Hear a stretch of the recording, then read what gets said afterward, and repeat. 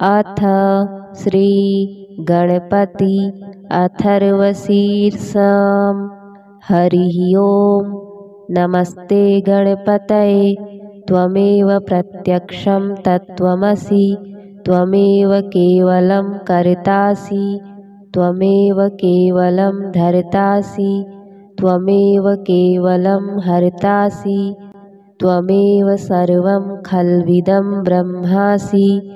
त्वं साक्षादात्मासि नित्यं।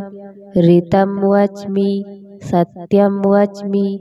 अवत्वं माम् अववक्तारम् अवश्रोतारम् अवदातारम् अवधातारम् अवानुचानमवशिष्यम् अवपश्चात्तात् अवपुरस्तात् अवोत्तरात्तात् अवदक्षिणात्तात् अवचोर्ध्वात्तात् अवाधरात्तात् सर्वतो मां पाहि पाहि समन्तात्। त्वं वाङ्मयस्त्वं चिन्मयः त्वमानन्दमयस्त्वं ब्रह्ममयः। त्वं सच्चिदानन्दाद्वितीयोऽसि। त्वं प्रत्यक्षं ब्रह्मासि। त्वं ज्ञानमयो विज्ञानमयोऽसि। सर्वं जगदिदं त्वत्तो जायते। सर्वं जगदिदं त्वत्तस्तिष्ठति। सर्वं जगदिदं त्वयि लयमेष्यति। सर्वं जगदिदं त्वयि लयमेष्यति। सर्वं जगदिदं त्वयि प्रत्येति। त्वं भूमिरापो नलो नीलो नभः। त्वं चत्वारि वाक्पदानि। त्वं गुणत्रयातीतः। त्वं वस्थात्रयातीतः। त्वं देहत्रयातीतः। त्वं कालत्रयातीतः। त्वं मूलाधारस्थितोऽसि नित्यं। त्वं शक्तित्रयात्मकः। त्वां योगिनो ध्यायन्ति नित्यं। त्वं ब्रह्मा त्वं विष्णुस्त्वं रुद्रस्त्वम् इन्द्रस्त्वम् अग्निस्त्वं वायुस्त्वं सूर्यस्त्वं चन्द्रमास्त्वं ब्रह्मभूर्भुवः सुवरों गणादिं पूर्वमुच्चार्य वर्णादिं तदनन्तरम् अनुस्वारः परतरः अर्धेन्दुलसितं तारेण ऋद्धम् एतत्तव मनुस्वरूपम्।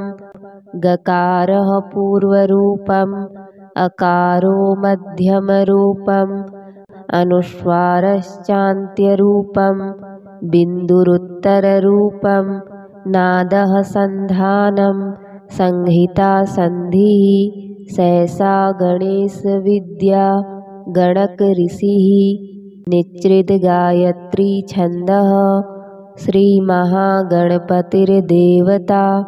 ॐ गं गणपतये नमः। एकदन्ताय विद्महे वक्रतुण्डाय धीमहि तन्नो दन्तिः प्रचोदयात्।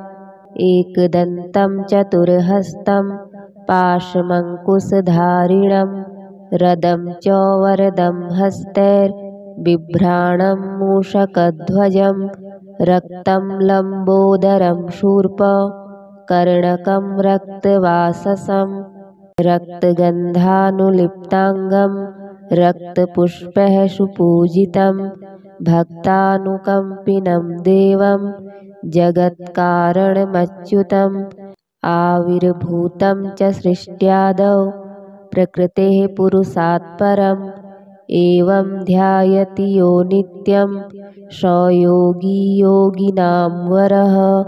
नमो गणपतये नमः प्रमथपतये नमस्तेऽस्तु लम्बोदराय एकदन्ताय विघ्नविनाशिने शिवसुताय श्रीवरदमूर्तये नमो नमः। हरिः ओम्। नमस्ते गणपतये। त्वमेव प्रत्यक्षं तत्त्वमसि। त्वमेव केवलं कर्तासि। त्वमेव केवलं धर्तासि। त्वमेव केवलं हर्तासि। त्वमेव सर्वं खल्विदं ब्रह्मासि त्वं साक्षादात्मासि नित्यं ऋतं वच्मि सत्यं वच्मि अवत्वं माम् अववक्तारम् अवश्रोतारम् अवदातारम् अवधातारम् अवानुचानमवशिष्यम् अवपश्चात्तात् अवपुरस्तात् अवोत्तरात्तात् अवदक्षिणात्तात् अवचोर्ध्वात्तात् अवाधरात्तात् सर्वतो मां पाहि पाहि समन्तात् त्वं वाङ्मयस्त्वं चिन्मयः त्वमानन्दमयस्त्वं ब्रह्ममयः त्वं सच्चिदानन्दाद्वितीयोऽसि त्वं प्रत्यक्षं ब्रह्मासि त्वं ज्ञानमयो विज्ञानमयोऽसि सर्वं जगदिदं त्वत्तो जायते सर्वं जगदिदं त्वत्तस्तिष्ठति सर्वं जगदिदं त्वयि लयमेष्यति सर्वं जगदिदं त्वयि लयमेष्यति सर्वं जगदिदं त्वयि प्रत्येति त्वं भूमिरापो नलो नीलो नभः त्वं चत्वारि वाक्पदानि त्वं गुणत्रयातीतः त्वं वस्थात्रयातीतः त्वं देहत्रयातीतः त्वं कालत्रयातीतः त्वं मूलाधारस्थितोऽसि नित्यं त्वं शक्तित्रयात्मकः त्वां योगिनो ध्यायन्ति नित्यं त्वं ब्रह्मा त्वं विष्णुस्त्वं रुद्रस्त्वम् इन्द्रस्त्वम् अग्निस्त्वं वायुस्त्वं सूर्यस्त्वं चन्द्रमास्त्वं ब्रह्मभूर्भुवः सुवरों गणादिं पूर्वमुच्चार्य वर्णादिं तदनन्तरम् अनुस्वारः परतरः अर्धेन्दुलसितं तारेण ऋद्धम् एतत्तव मनुस्वरूपं गकारः पूर्वरूपम् अकारो मध्यमरूपम् अनुस्वारश्चान्त्यरूपम् बिन्दुरुत्तररूपम् नादः सन्धानं संहिता सन्धिः सहसा गणेशविद्या गणकऋषिः निच्चिद्गायत्री छन्दः श्रीमहागणपतिर्देवता ॐ गं गणपतये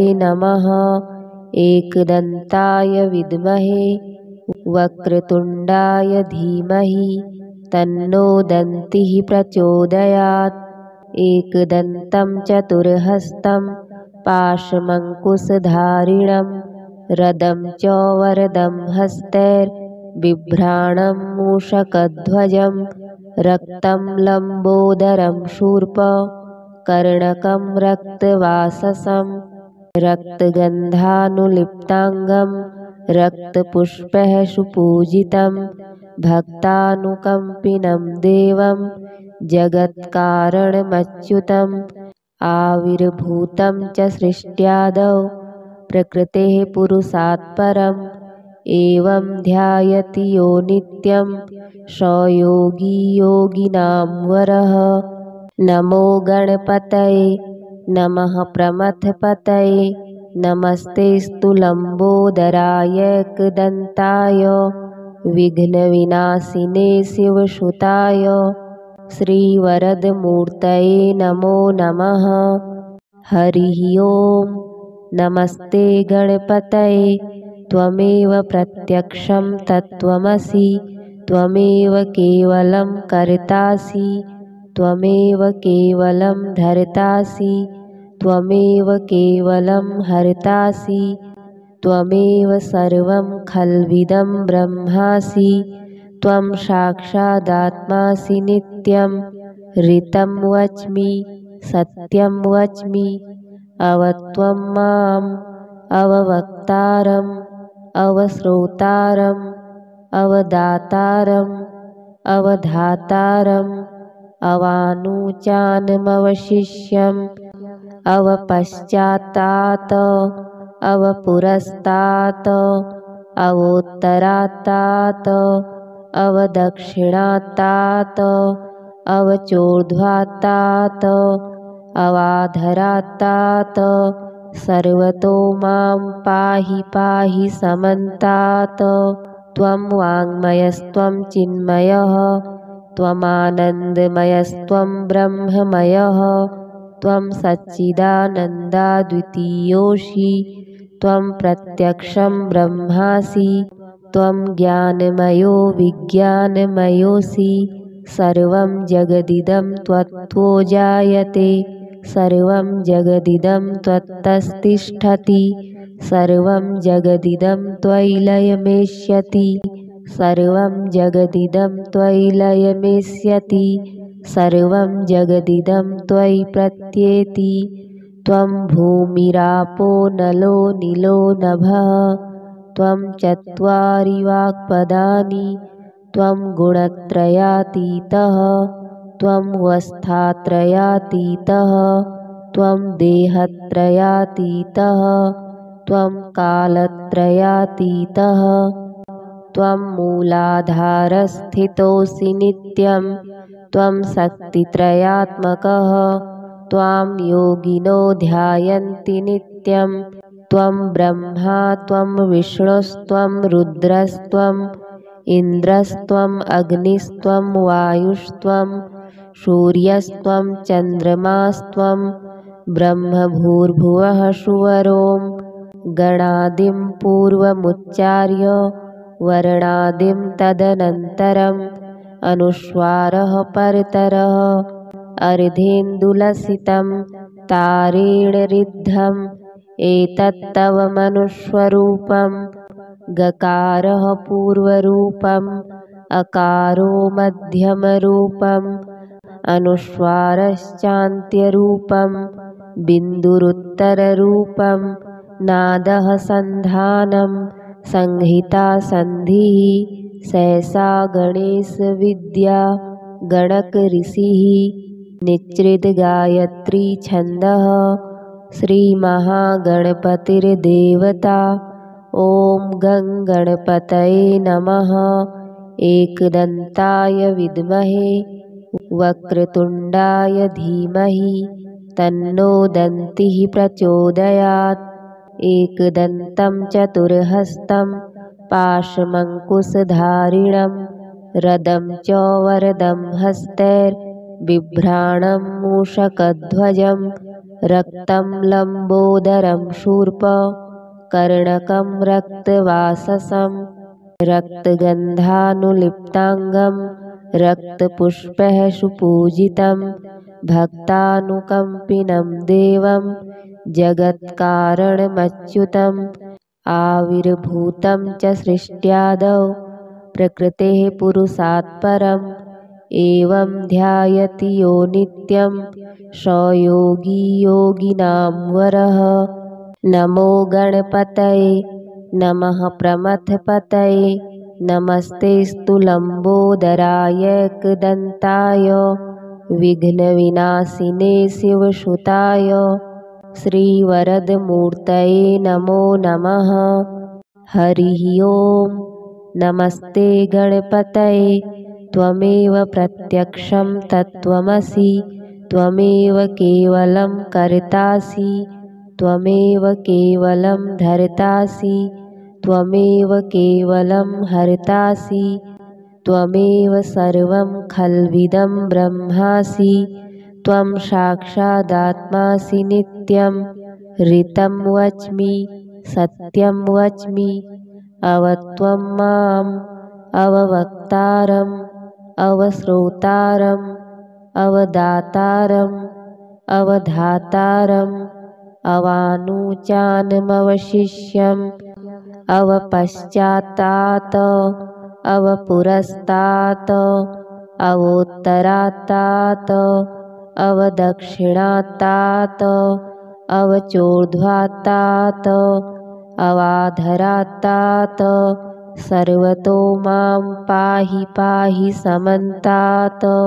त्वं वाङ्मयस्त्वं चिन्मयः त्वमानन्दमयस्त्वं ब्रह्ममयः त्वं सच्चिदानन्दाद्वितीयोऽसि त्वं प्रत्यक्षं ब्रह्मासि त्वं ज्ञानमयो विज्ञानमयोऽसि सर्वं जगदिदं त्वत्तो जायते सर्वं जगदिदं त्वत्तस्तिष्ठति सर्वं जगदिदं त्वयि लयमेष्यति सर्वं जगदिदं त्वयि लयमेष्यति सर्वं जगदिदं त्वयि प्रत्येति त्वं भूमिरापो नलो नीलो नभः त्वं चत्वारि वाक्पदानि त्वं गुणत्रयातीतः त्वं वस्थात्रयातीतः त्वं देहत्रयातीतः त्वं कालत्रयातीतः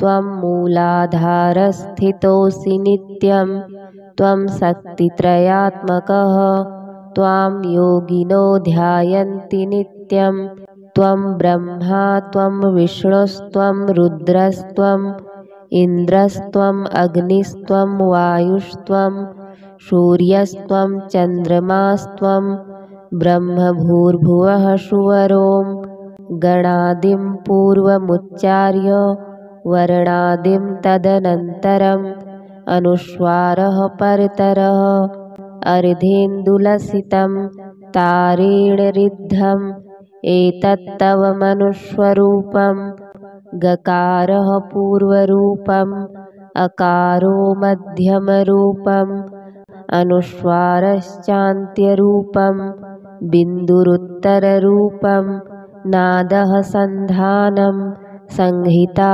सन्धिः सहसा गणेशविद्या गणकऋषिः निच्चिद्गायत्री छन्दः श्रीमहागणपतिर्देवता ॐ गं गणपतये नमः एकदन्ताय विद्महे वक्रतुण्डाय धीमहि तन्नो दन्तिः प्रचोदयात् एकदन्तं चतुर्हस्तं पाशमङ्कुशधारिणं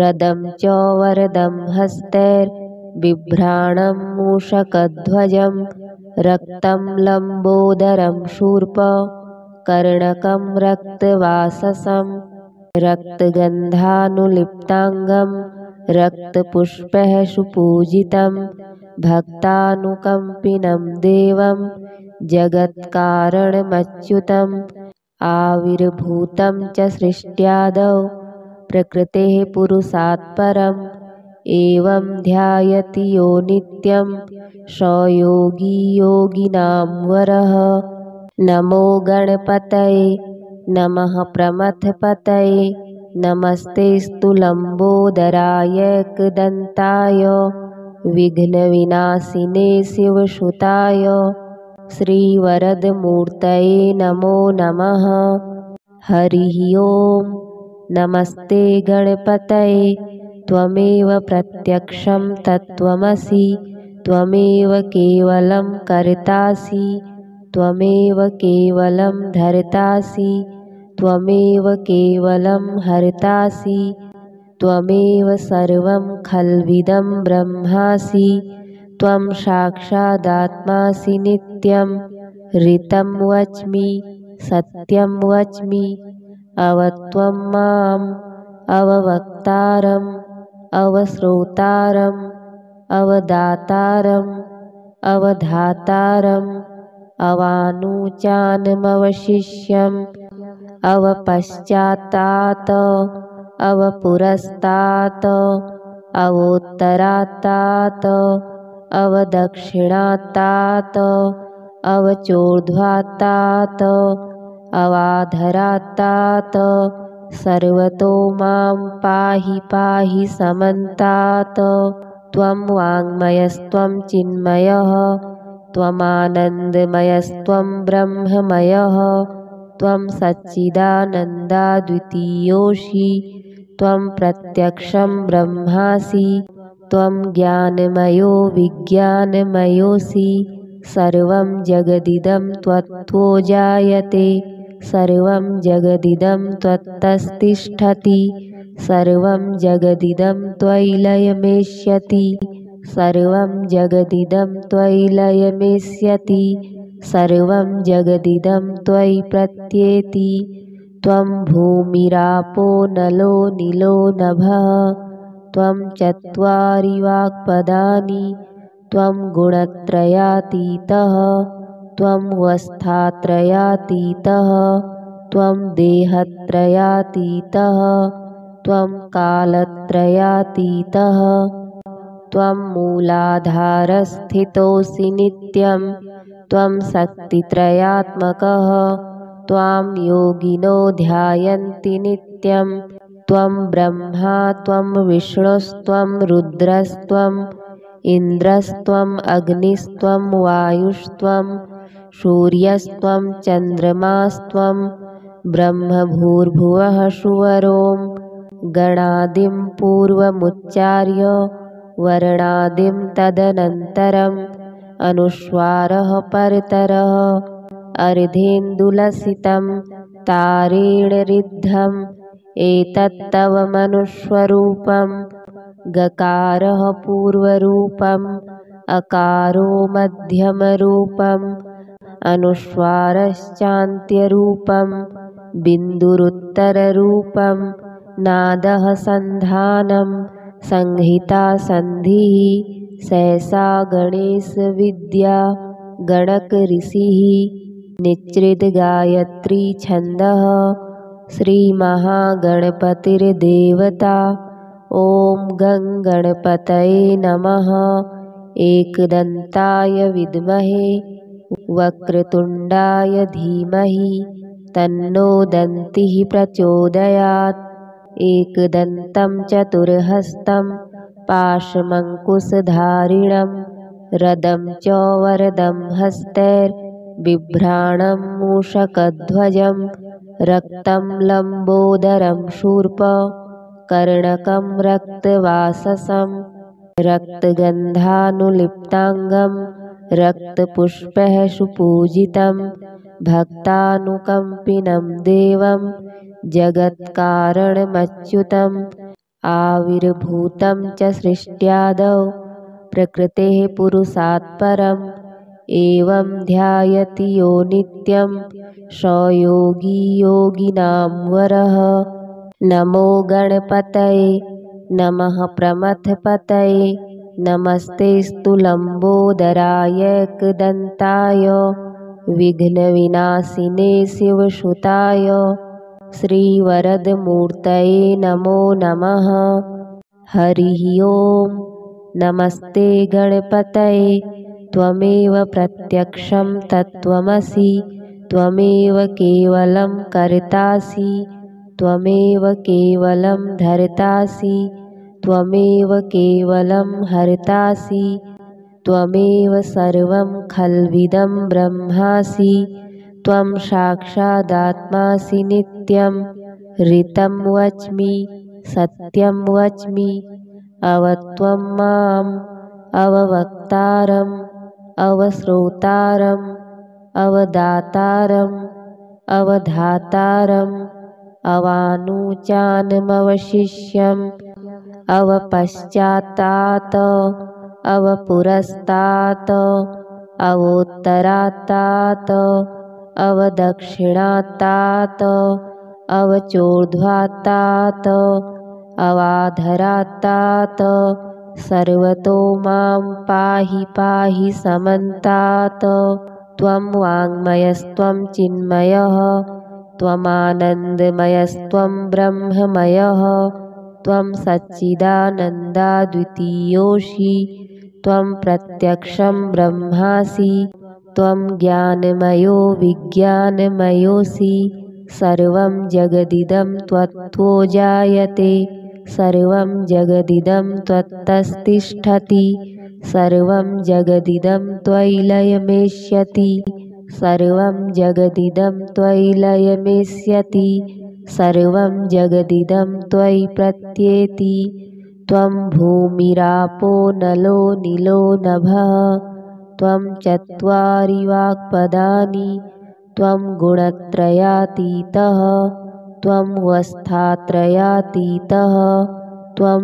देहत्रयातीतः त्वं कालत्रयातीतः त्वं मूलाधारस्थितोऽसि नित्यं त्वं शक्तित्रयात्मकः त्वां योगिनो ध्यायन्ति नित्यं त्वं ब्रह्मा त्वं विष्णुस्त्वं रुद्रस्त्वम् इन्द्रस्त्वम् अग्निस्त्वं वायुस्त्वं सूर्यस्त्वं चन्द्रमास्त्वं ब्रह्मभूर्भुवः सुवरों गणादिं पूर्वमुच्चार्य वर्णादिं तदनन्तरम् अनुस्वारः परतरः अर्धेन्दुलसितं तारेण रिद्धम् एतत्तव मनुस्वरूपम् गकारः पूर्वरूपम् अकारो मध्यमरूपम् अनुस्वारश्चान्त्यरूपम्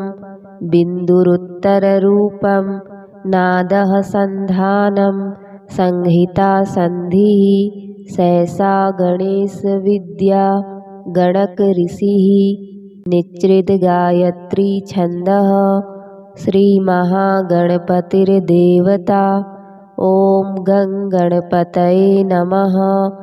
एकदन्ताय विद्महे वक्रतुण्डाय धीमहि तन्नो दन्तिः प्रचोदयात्।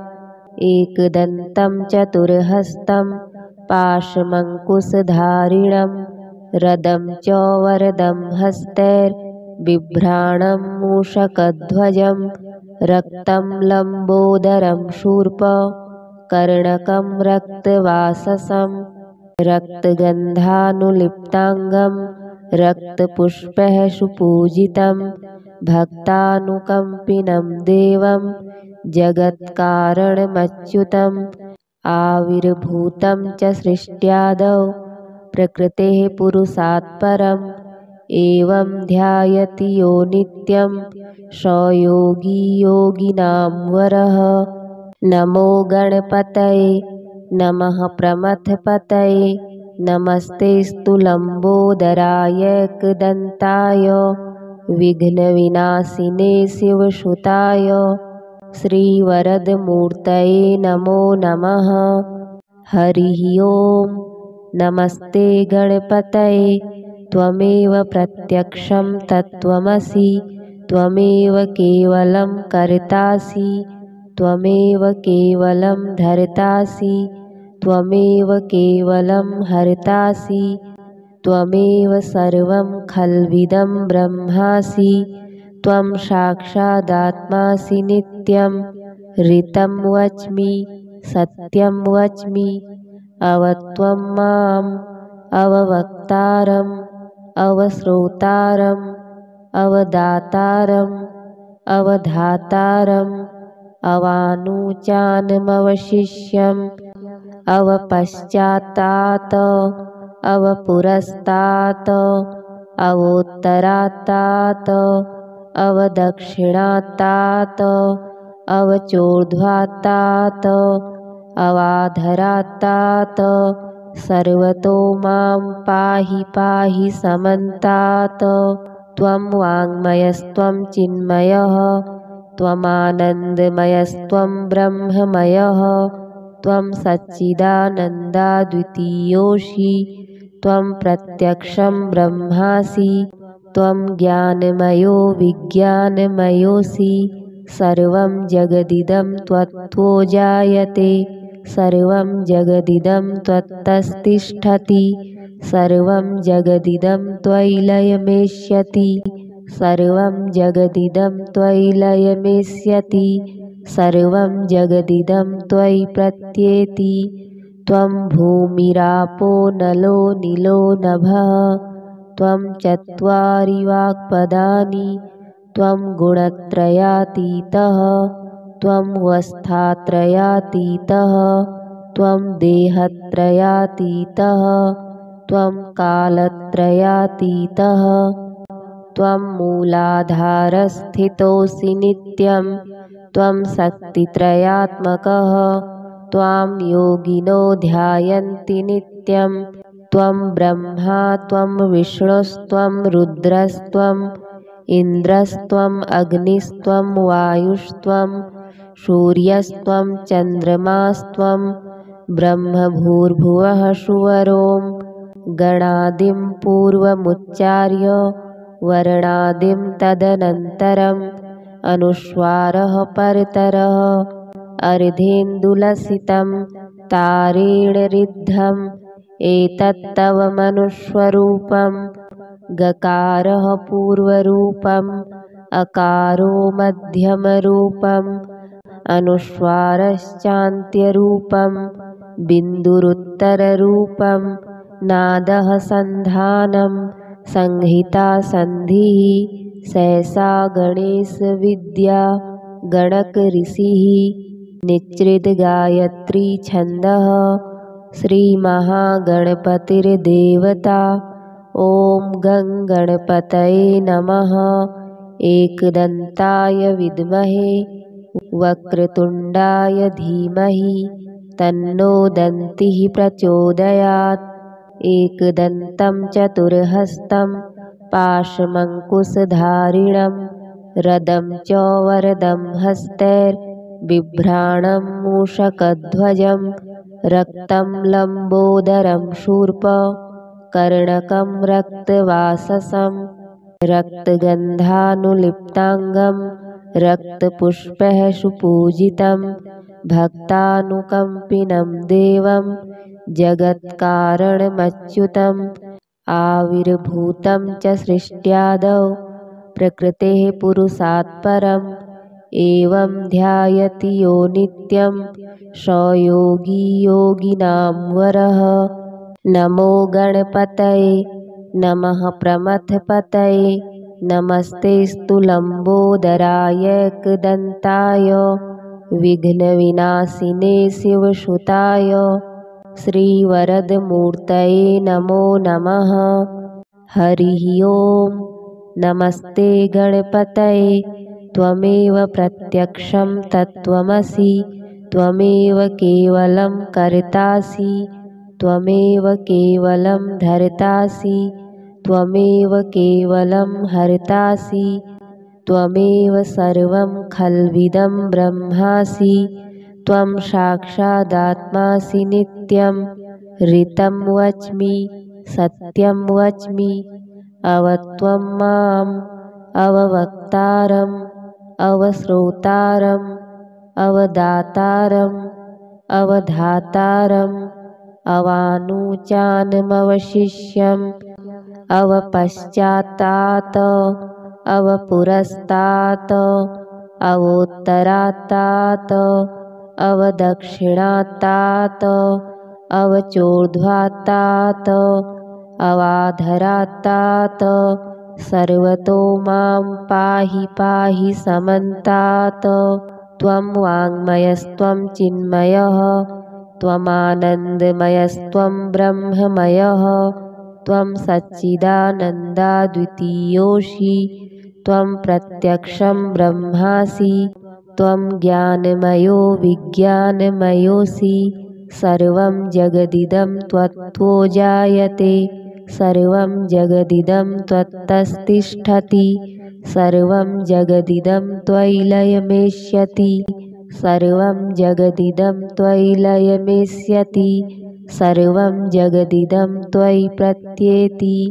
त्वं भूमिरापो नलो नीलो नभः त्वं चत्वारि वाक्पदानि त्वं गुणत्रयातीतः त्वं वस्थात्रयातीतः त्वं देहत्रयातीतः त्वं कालत्रयातीतः त्वं मूलाधारस्थितोऽसि नित्यं त्वं शक्तित्रयात्मकः त्वां योगिनो ध्यायन्ति नित्यं त्वं ब्रह्मा त्वं विष्णुस्त्वं रुद्रस्त्वम् इन्द्रस्त्वम् अग्निस्त्वं वायुस्त्वं सूर्यस्त्वं चन्द्रमास्त्वं ब्रह्मभूर्भुवः सुवरों गणादिं पूर्वमुच्चार्य वर्णादिं तदनन्तरम् अनुस्वारः परतरः अर्धेन्दुलसितं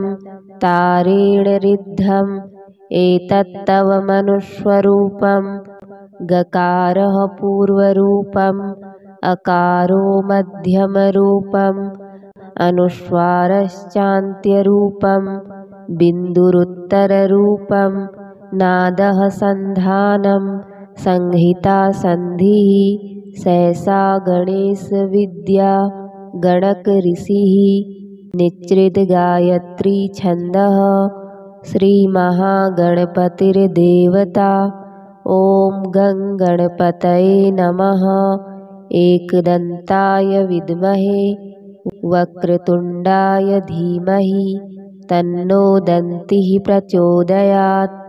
एकदन्तं चतुर्हस्तं पाशमङ्कुशधारिणं रदं च वरदं हस्तैर्बिभ्राणं मूषकध्वजं रक्तं लम्बोदरं शूर्पकर्णकं रक्तवाससं रक्तगन्धानुलिप्ताङ्गं रक्तपुष्पैः सुपूजितं भक्तानुकम्पिनं देवं जगत्कारणमच्युतम् आविर्भूतं च सृष्ट्यादौ प्रकृतेः पुरुषात् परम् एवं ध्यायति यो नित्यं स योगी योगिनां वरः। नमो गणपतये नमः प्रमथपतये नमस्तेऽस्तु लम्बोदराय विघ्नविनाशिने शिवसुताय श्रीवरदमूर्तये नमो नमः। हरिः ओं। नमस्ते गणपतये त्वमेव प्रत्यक्षं तत्त्वमसि त्वमेव केवलं कर्तासि त्वमेव केवलं धर्तासि त्वमेव केवलं हर्तासि त्वमेव सर्वं खल्विदं ब्रह्मासि त्वं साक्षादात्मासि नित्यं ऋतं वच्मि सत्यं वच्मि अवत्वं माम् अववक्तारम् अवश्रोतारम् अवदातारम् अवधातारम् अवानुचानमवशिष्यम् अवपश्चात्तात् अवपुरस्तात् अवोत्तरात्तात् अवदक्षिणात्तात् अवचोर्ध्वात्तात् अवाधरात्तात् सर्वतो मां पाहि पाहि समन्तात्।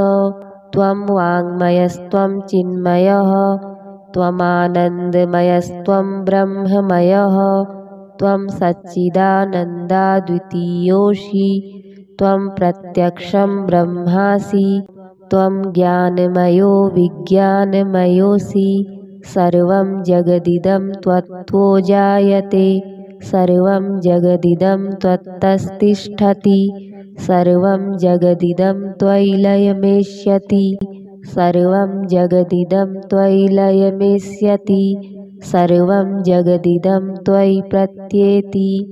त्वं भूमिरापो नलो नीलो नभः त्वं चत्वारि वाक्पदानि त्वं गुणत्रयातीतः त्वं वस्थात्रयातीतः त्वं देहत्रयातीतः त्वं कालत्रयातीतः त्वं मूलाधारस्थितोऽसि नित्यं त्वं शक्तित्रयात्मकः त्वां योगिनो ध्यायन्ति नित्यं त्वं ब्रह्मा त्वं विष्णुस्त्वं रुद्रस्त्वम् इन्द्रस्त्वम् अग्निस्त्वं वायुस्त्वं सूर्यस्त्वं चन्द्रमास्त्वं ब्रह्मभूर्भुवः सुवरों गणादिं पूर्वमुच्चार्य वर्णादिं तदनन्तरम् अनुस्वारः परतरः अर्धेन्दुलसितं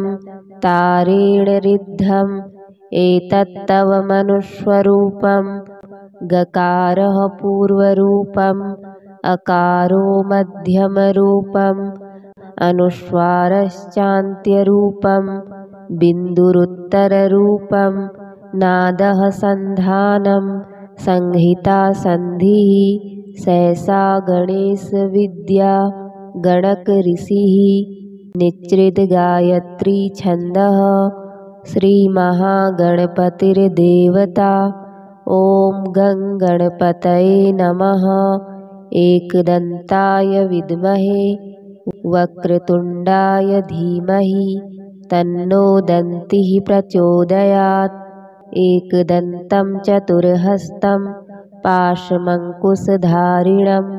रदं च वरदं हस्तैर्बिभ्राणं मूषकध्वजं रक्तं लम्बोदरं शूर्पकर्णकं रक्तवाससं रक्तगन्धानुलिप्ताङ्गं रक्तपुष्पैः सुपूजितं भक्तानुकम्पिनं देवं जगत्कारणमच्युतम् आविर्भूतं च सृष्ट्यादौ प्रकृतेः पुरुषात् परम् एवं ध्यायति यो नित्यं स योगी योगिनां वरः। नमो गणपतये नमः प्रमथपतये नमस्तेऽस्तु लम्बोदराय एकदन्ताय विघ्नविनाशिने शिवसुताय श्रीवरदमूर्तये नमो नमः। हरिः ओम्। नमस्ते गणपतये त्वमेव प्रत्यक्षं तत्त्वमसि त्वमेव केवलं कर्तासि त्वमेव केवलं धर्तासि त्वमेव केवलं हर्तासि त्वमेव सर्वं खल्विदं ब्रह्मासि त्वं साक्षादात्मासि नित्यं ऋतं वच्मि सत्यं वच्मि अवत्वं माम् अववक्तारम् अवश्रोतारम् अवदातारम् अवधातारम् अवानुचानमवशिष्यम् अवपश्चात्तात् अवपुरस्तात् अवोत्तरात्तात् अवदक्षिणात्तात् अवचोर्ध्वात्तात् अवाधरात्तात् सर्वतो मां पाहि पाहि समन्तात्। त्वं वाङ्मयस्त्वं चिन्मयः त्वमानन्दमयस्त्वं ब्रह्ममयः त्वं सच्चिदानन्दाद्वितीयोऽसि त्वं प्रत्यक्षं ब्रह्मासि त्वं ज्ञानमयो विज्ञानमयोऽसि सर्वं जगदिदं त्वत्तो जायते सर्वं जगदिदं त्वत्तस्तिष्ठति सर्वं जगदिदं त्वयि लयमेष्यति सर्वं जगदिदं त्वयि लयमेष्यति सर्वं जगदिदं त्वयि प्रत्येति।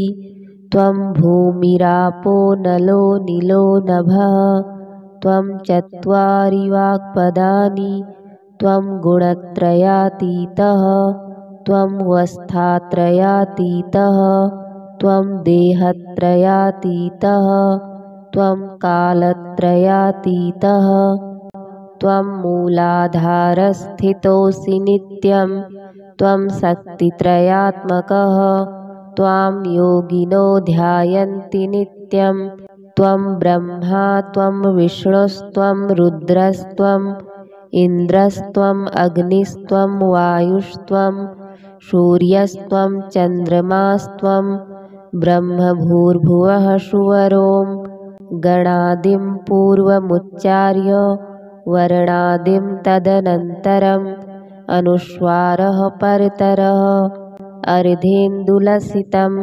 तारेण ऋद्धम् एतत्तव मनुस्वरूपं गकारः पूर्वरूपम् अकारो मध्यमरूपम् अनुस्वारश्चान्त्यरूपं बिन्दुरुत्तररूपं नादः सन्धानं संहिता संधिः सहसा गणेश विद्या गणक ऋषिः निच्रित गायत्री छन्दः श्री महागणपतिर्देवता। ॐ गं गणपतये नमः। एकदन्ताय विद्महे वक्रतुण्डाय धीमहि तन्नो दन्तिः प्रचोदयात्। एकदन्तं चतुर्हस्तं पाशमङ्कुशधारिणं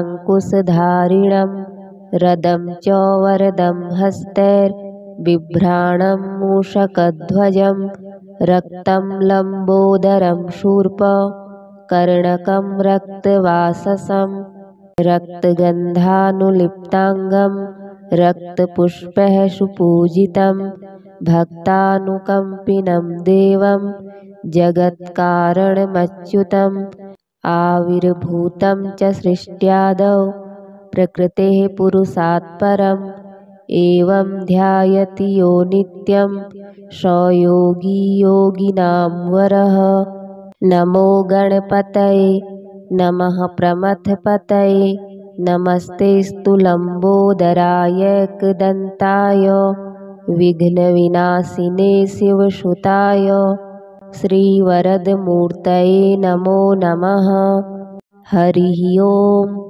नमस्ते गणपतये त्वमेव प्रत्यक्षं तत्त्वमसि त्वमेव केवलं कर्तासि त्वमेव केवलं धर्तासि त्वमेव केवलं हर्तासि त्वमेव सर्वं खल्विदं ब्रह्मासि त्वं साक्षादात्मासि नित्यं ऋतं वच्मि सत्यं वच्मि अवत्वं माम् अववक्तारम् अवश्रोतारम् अवदातारम् अवधातारम् अवानुचानमवशिष्यम् अवपश्चात्तात् अवपुरस्तात् अवोत्तरात्तात् अवदक्षिणात्तात् अवचोर्ध्वात्तात् अवाधरात्तात्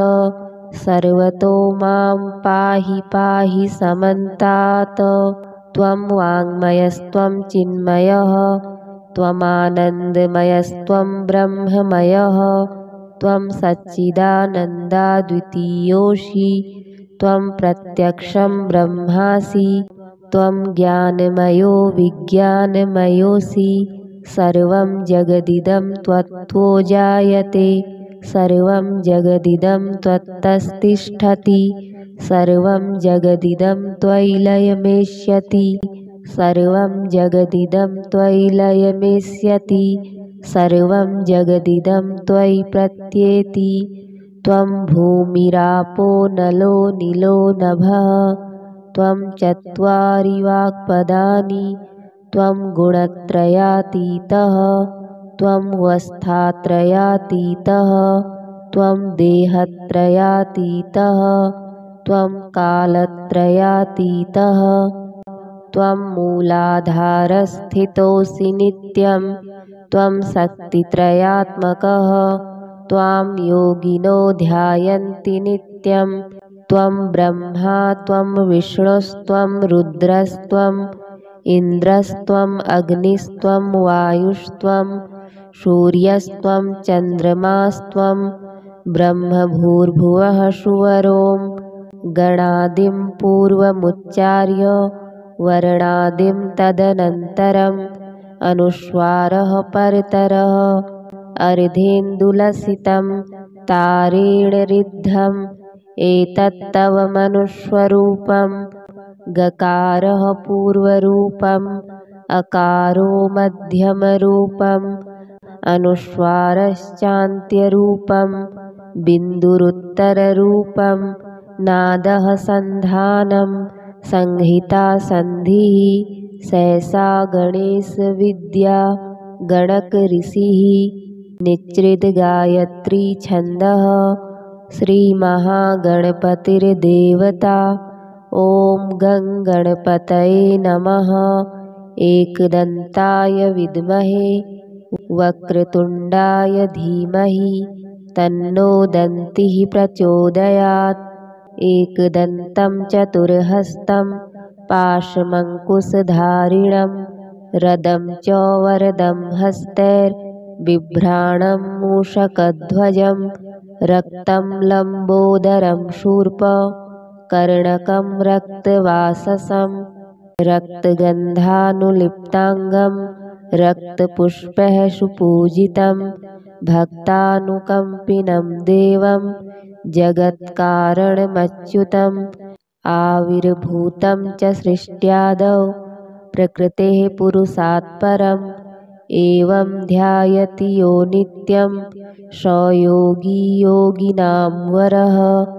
नमो गणपतये नमः प्रमथपतये नमस्तेऽस्तु लम्बोदराय एकदन्ताय विघ्नविनाशिने शिवसुताय श्रीवरदमूर्तये नमो नमः।